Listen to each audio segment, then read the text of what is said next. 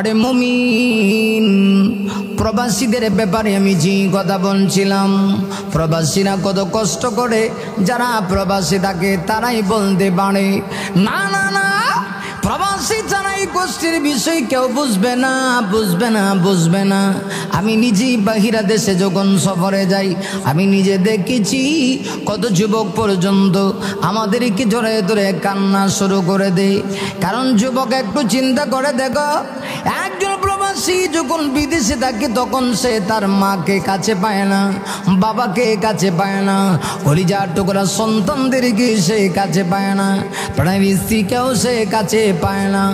আমরা যারা বাংলাদেশে থাকি, আমরা সারাদিন যদি কাজ করি, পরিশ্রম করি, সন্ধ্যাবেলা একটা বার পরিবারের কাছে যাই, মা বাবার চেহারার দিকে তাকায় তাকার সুযোগ আমাদের হয়।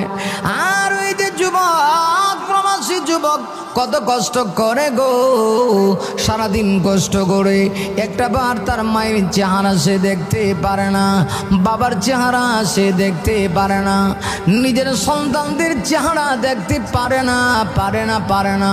অতএব প্রবাসীদের কষ্টের কথা সব সময় আপনাকে আমাকে চিন্তা করা দরকার।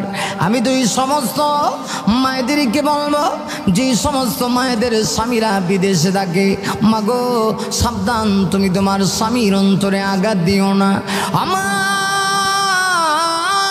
তোমার স্বামী তোমার জন্য এত কষ্ট করে গো মা, তুমি যদি এটা নিজের চোখে দেখতা, মাথার গাম পায়ে ফেলে দিয়া তোমার স্বামী তোমার জন্য টাকা পয়সা ইনকাম করে, অথচ তুমি দেশে থেকে এই টাকা তুমি খরচ করো, ইসরাফ করো।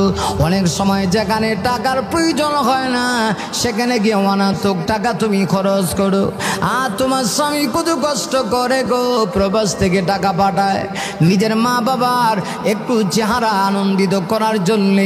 প্রবাসের ওই ছোট্ট ছেলেটা কত কষ্ট করে, আপনার আমার মাথার ভিতরে সেই বিষয়টা কিন্তু একটু ঢোকানো দরকার।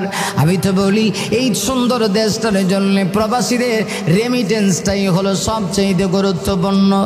একদিকে ওরা রেমিটেন্স পাঠায়, অন্যদিকে প্রবাসীরা কত কষ্ট করে পরিবার পরিজন চালানোর জন্য। অতএব প্রবাসীদেরকে মূল্যায়ন করা দরকার, প্রবাসীদেরকে মূল্যায়ন করা দরকার।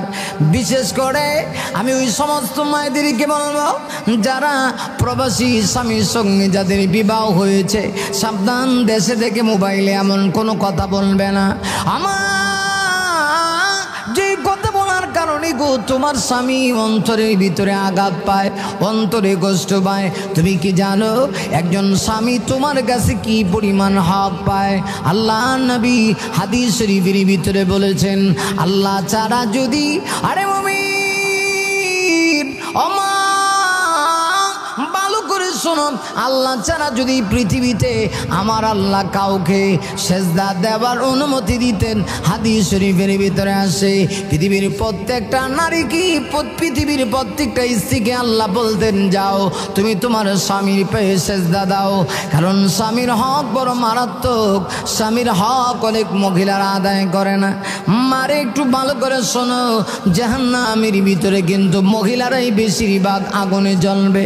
আমার নবীজি জাহান্নাম পরিদর্শন করেছেন মেরাজে গিয়া, আবার নবী তাকে দেখেছি অধিকাংশ জাহান্নামীরা নারী, যুবতী নারীরা বেশিরভাগ জাহান্নামে যাবে। আমার